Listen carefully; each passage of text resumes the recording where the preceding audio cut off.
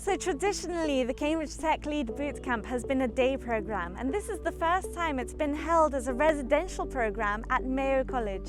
And it's been a hugely beneficial experience. It's an immersive feeling where, you know, we have our 9 to 3 where we learn key leadership skills, key technology skills, but outside of the 9 to 3, we also get to experience these beautiful grounds. The world we live in today, whether it be AI, or the ideas around Internet of Things, or all the different types of new technologies that are coming out nowadays.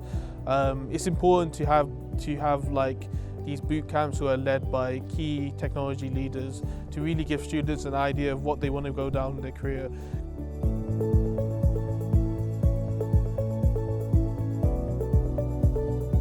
Working with them, they had given me a lot of feedback about how to use VS Code, a coding platform, to code new websites and more.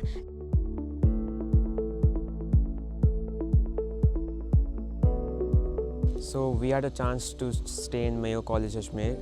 We have been staying in Jaipur House, and it was great to look at the infrastructure. It's a 150-year-old building. We got a chance to see the heritage it holds till now. We had a chance to see the museum.